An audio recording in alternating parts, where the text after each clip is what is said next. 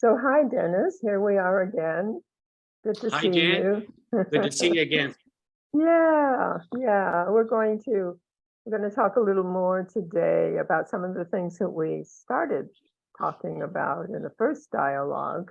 Mhm. And we were closing with a little reference to lifestyle Mhm. and how when we get involved in transforming our trauma, we get involved in transforming our lives through a different lifestyle, basically.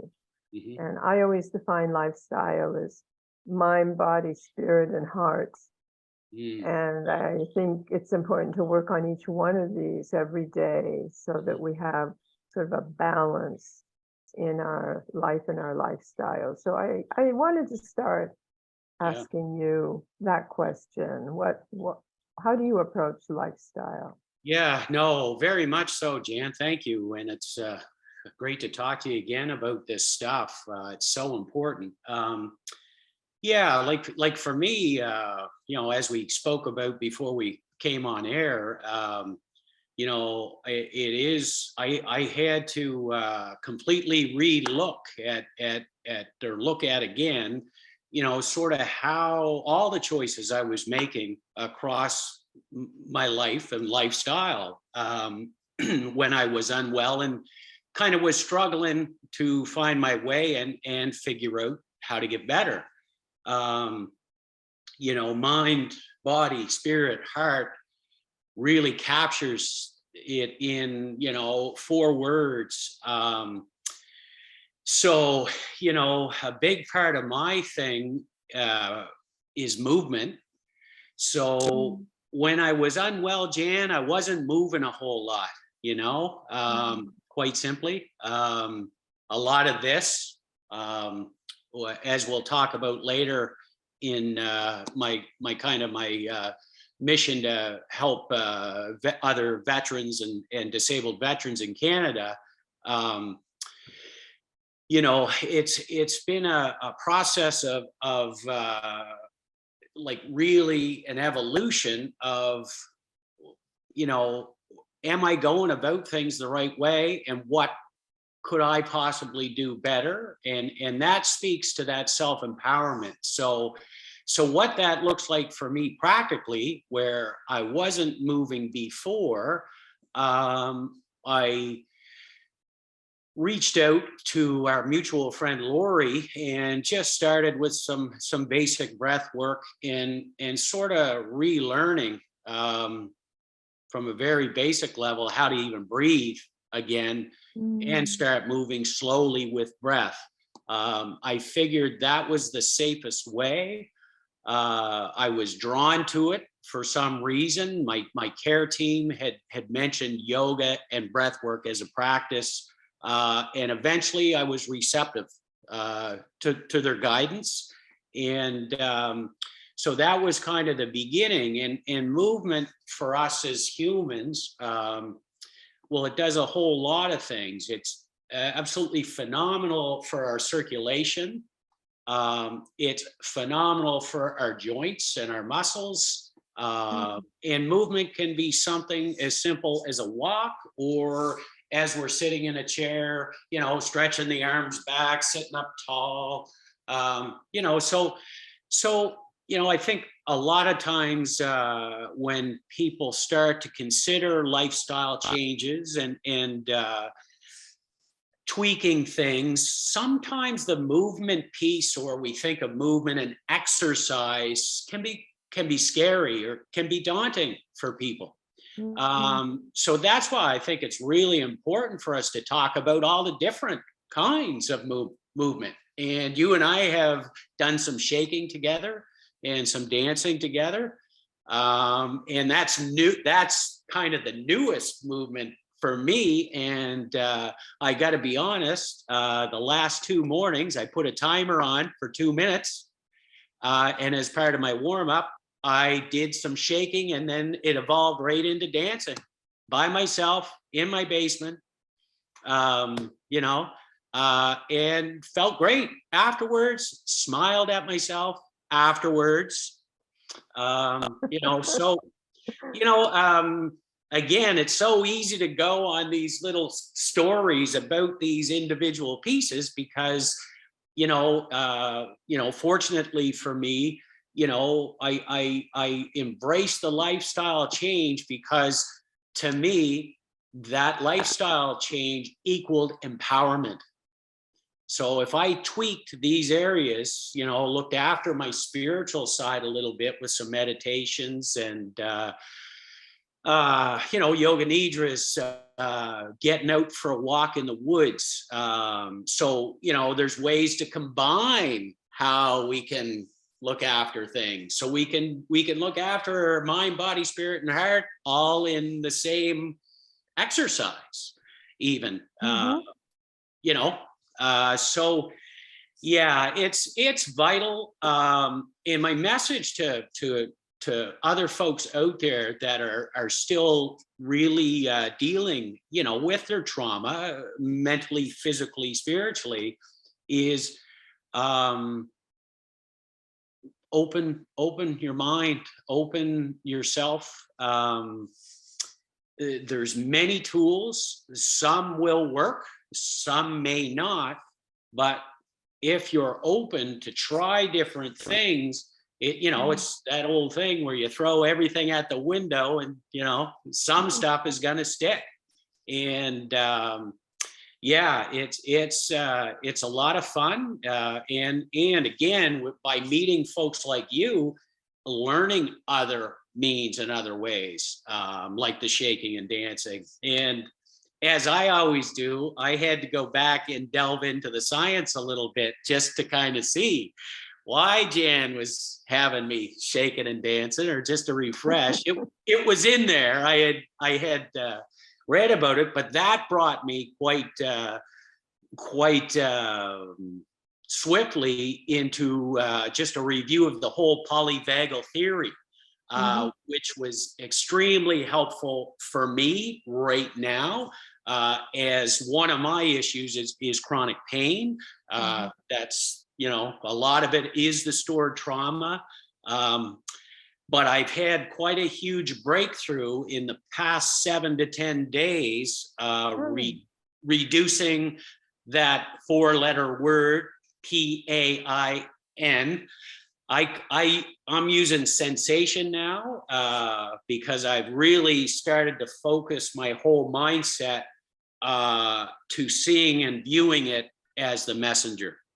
And that's pretty profound growth for me. That's really, current, and it's exciting,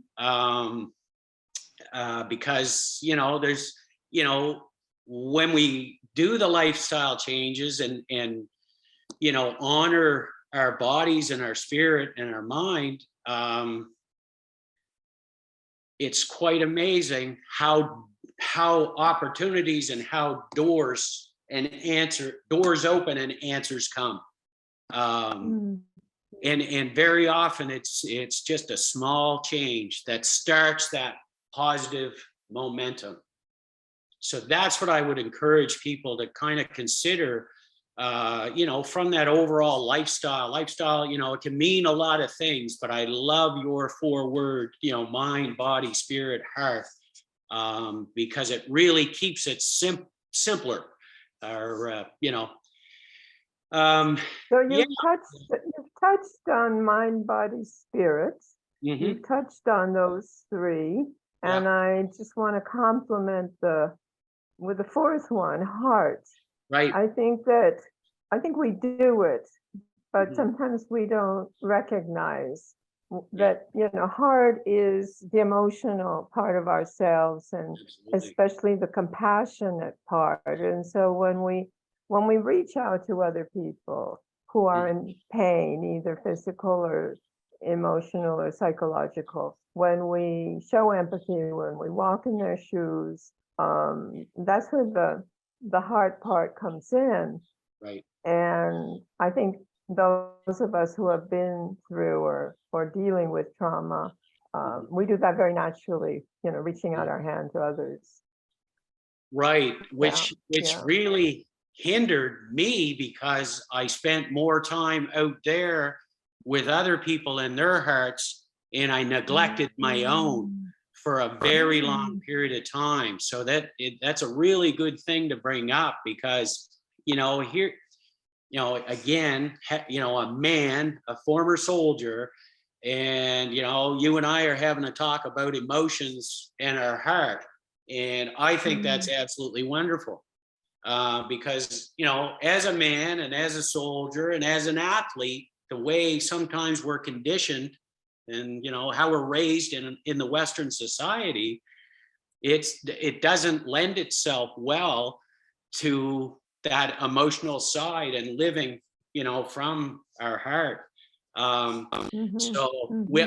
Man, wow, I've done a tremendous amount of work on this, and recently for this reason, because I know this for me is one of those last final, not hurdles, because I'm in touch with that emotional side. But Jan, quite honestly, there's still some work for me to do with that. And I'm quite excited, to have some more tools and stuff to kind of dig into that. Lori and I talk about living from our heart, and it's a big thing, again, as a man, having to turn the self-talk. So I'm trying to have my self-talk and dialogue the same way that I would talk to my daughter. And I'm trying to learn that level of compassion and that self-compassion, so that you're not beating up on yourself. Oh, why did I do that? Oh, that was so dumb. Or, reinforcing some of that old messaging and that old conditioning that, again, as our lifestyle changes and we get better and we can tap into our awareness, these are the levels and the layers that we can dance with and use that trauma to go to transcend it to the opportunity for growth. So I'm really glad you brought up the heart. It's so vital. I mean, it's vital to our entire planet. If we were more in touch, we'd be in a better place. Yeah, no, that's very true. And you mentioned that you're still working on things, but I think we're always going to be working on things. Yeah, no, because for once sure. you get into the program of working on things, you just want to keep getting better and better at who you are and what you are able to do. Yeah, it's by I wanted to definition move in. lifelong learning, Jan. You know what I mean? It's kind of lifelong. Yes, lifelong learning, exactly. And talking about lifelong learning, I think that in the last, in the first dialogue that we did, we touched on nutrition, but I think there's more to say about nutrition because, well, you mentioned inflammation. Let's start with inflammation because the new research on health and medicine and nutrition is definitely pointing towards inflammation as being the cause of so many health problems. Yeah. So let's just talk a little bit about what we can eat to avoid what we shouldn't eat that cause inflammation, and what we can eat in order to not to have so much inflammation.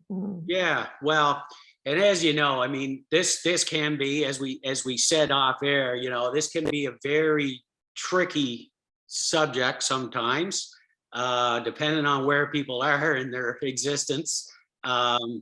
So I come at it like this. I really, once I kind of made that choice and decision to transform my lifestyle, I kind of treated myself as basically a science experiment. And I went and got the best information I could get. I sat down for an hour with a wonderful naturopath doctor that works in our area here. And he explained food sensitivities to me for the first time in that session. And once I understood that a single molecule of something that our body doesn't like is a problem, and then I was able to make some changes, reduce some things, and put his kind of guidance in some action, and then see and feel the results to the tune of, losing 96 pounds of fat, and chronic pain levels subsiding 50 or 60%. And just feeling mood stabilizing, less agitation and all of that. And so basically across the spectrum, as far as I can tell, whether you're a vegan, vegetarian, you eat a bit of everything, whatever is your thing. The things that I have found to be most important are, they must be whole foods. So, you're not talking about canned, bagged, or boxed anything. Unless it's vegetables, wrapped in a bag or something like that. So real food, good, if you're a protein meat eater, you want good meat, fish, chicken. You're vegan, you want, all of that, everything you can get, but you must pay attention to your protein levels and make sure you're getting that through your sources. And really the only macronutrient or macronutrient that we don't really need as human beings are carbohydrates. So, I eat carbohydrates, like, I definitely reduced my, complex carbs, and now most of my carbs come from fruits and vegetables. And of those, most of them come from low glycemic vegetables. So the cucumbers and greens, green stuff and things like that. And that just works best for me and what I got going on. I have a genetic mutation, so I have extremely high LDL cholesterol. So I am mindful of that, but that was another benefit to me of cleaning up my nutrition and moving to a model of food is medicine and fuel. It very much made the transition easier. But as a human being, each one of us really needs to experiment a little bit with food. So the whole foods was one. And the second key is when, the timing of when you eat and or frequency could be number three, but I kind of include them together. So again, growing up in a rural Canadian, middle-class home, I ate so much food, it was ridiculous. Breakfast, snack, lunch, snack, supper, snack, and that's all right, maybe when you're a youngster and, you're in sports and you're, burning it all off if you're fortunate enough for all that. But as I aged and as adult life and stress and different things started coming in, it was an absolute recipe for disaster. And quite frankly and honestly, Jan, it kept me sicker for a longer period of time because I didn't embrace that part a little sooner. But that's okay. And that's why it's important for anytime we get a chance to talk about these kind of things, where, we know that, people with trauma have experimented and tried different things and found success. that if you go back to what I said about having an open mind, then just give it a try. Just start small. You don't have to change everything overnight. You just basically small incremental changes. And so for me, I alternate days, but one day I'll eat lunch and supper, and then the next day I'll just eat supper. But when I do eat, it's again normally very high quality food and whole foods, and reduce the snacking. And every now and again, like we're all human, so I love my milk chocolate, and I'll still have a treat every now and again, and that kind of thing. But again, once the connection was made between the health of my gut biome, so what I'm eating and drinking, and then to how it impacted my physical being and presence. But I think for me, cognitively, was even more drastic than losing 96 pounds, if you can believe that. Because at one point, Jan, it was so amazing because I was able to read again all of a sudden and retain the information, where probably for a decade and a half, I had lost that ability, or just couldn't pick it up or couldn't stay with it even. So you can imagine what happened. I started reading everything and looking at everything and watching everything, and then of course I overwhelmed myself, and I kind of had to take a little break from that. But I'm laughing because it was drastic. Like, I mean, drastic. So what kinds of foods does your brain like to eat? Do you? So, one thing is real butter. So I all my veggies, I like, especially like for barbecue season, which for us is most of the year now. I'll do asparagus and parsnips and some carrots on the barbecue, just with butter and some good quality salt and pepper. And then like a cut of chicken. Tracy and I have been, we have a fish night, so we'll have haddock or halibut one night a week. Again, we're very fortunate and blessed to have the ability to, right? Because there is that aspect. Not everybody is in the same situation. So and then berries, raspberries, blueberries, not as frequently. I don't eat fruits and berries as much anymore, again, only because of the sugar. Even though it's natural food, there's still a bit of a sugar fructose with it. So I really prefer the veggies myself, and like a source of protein. So half the plate's veggies, a hand-sized portion of protein, and then mixed in a little bit of nuts, peanut butter. I'll still have peanut butter. It's one of the few things, kind of processed things I'll have, but I don't have it on anything. I'll just take a spoon and I'll just even have something like that, or on a piece of banana. And the only other thing, I do have canned sardines. I like to have sardines because of the value in them. So, and after reading the label, they're pretty decent, and the bang that you get, like the omega-3, and I call that the brain food.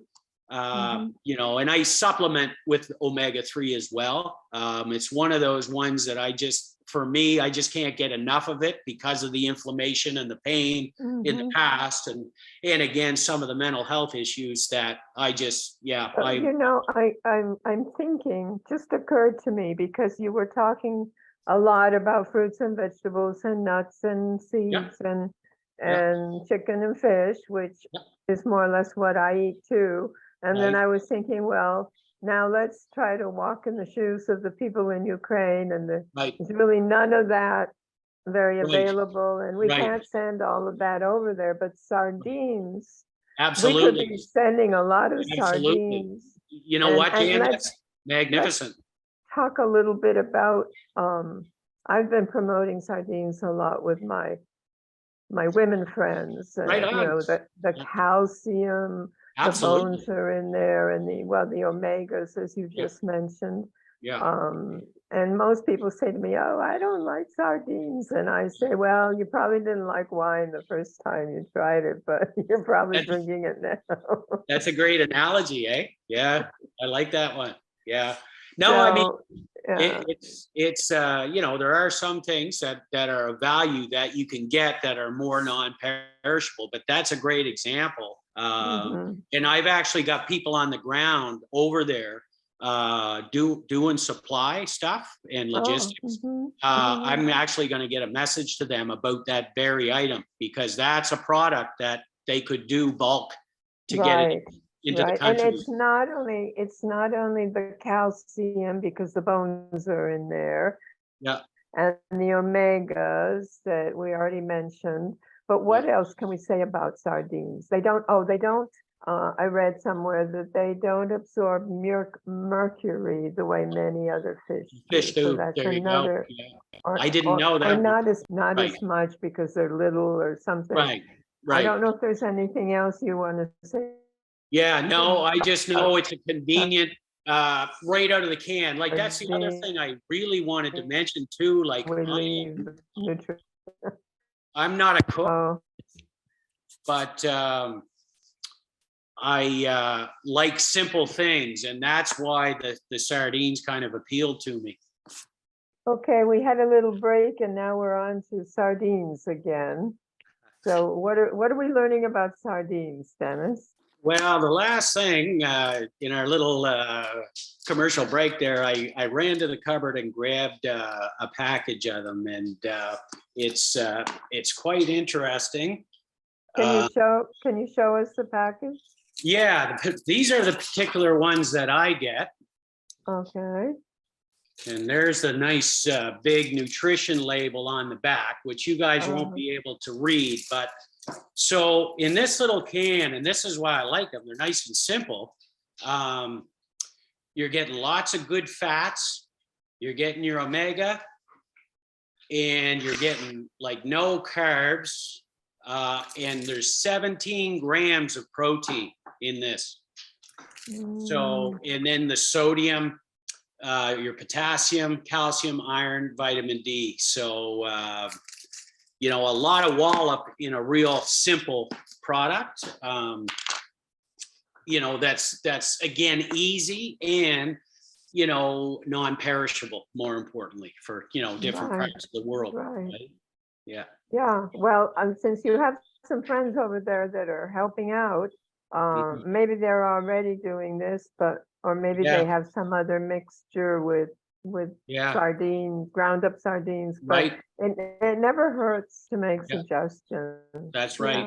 Yeah, Yeah. right. I think I'll have some sardines for dinner. Yeah. Okay, so I wanted to include in this dialogue what I call your story, Yeah. Dennis's story. And so take it away. I'm not going to steal your thunder. Go ahead and tell us your story. Yeah. So I mean, essentially, I served in the Canadian Armed Forces, the Canadian Army, for just under 10 years. And during my service, I sustained a couple of injuries. I did serve overseas. So I served in Bosnia in a NATO mission. But my real claim to fame came after I left the military. And as a disabled veteran, I kind of challenged the Canadian government a bit on the financial benefits and how they were structured, or how part of our benefits were being clawed back or deducted from the other part of our benefits. And ended up leading a successful, I was the representative plaintiff for one of Canada's largest class action lawsuits. and eventually about 14,000 Canadian veterans and their families received financial settlements, which was the money that had been wrongfully or unlawfully taken from them. So it was a bit of a grind, as you can imagine. I was very blessed and fortunate to be well represented legally, and my legal team assumed all the risk. In Canada, they're allowed to do it. It's not really pro bono. It's they get paid if they're successful, and they don't if they're not successful, which was very lucky.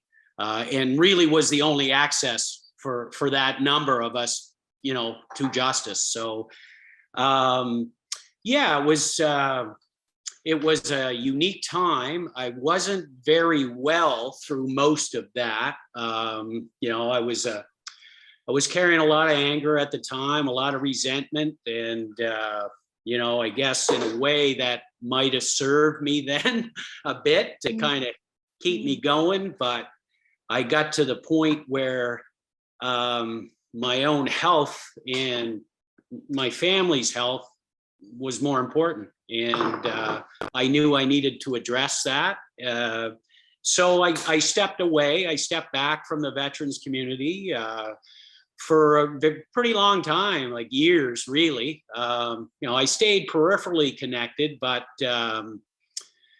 yeah, I just kind of backed up a bit and kind of refocused on myself and healing myself and figuring out like all of the stuff that we've talked about, and kind of how to change that lifestyle and adopt a healthy lifestyle. And again, very fortunate to have a great family and a great care team. And yeah, and now I'm doing it again. I have a second lawsuit against the government of Canada, this time against King. So it's Dennis Manuge et al. Versus His Majesty the King, because we're a Commonwealth country, so our legal system is very much still attached to the British monarchy, in their terminology and how things are written, but it's really against the government of Canada. But and this one is on a very similar issue. The government of Canada had made a mistake on calculations, and the mistake was carried out for about 10 years on about 250,000 veterans.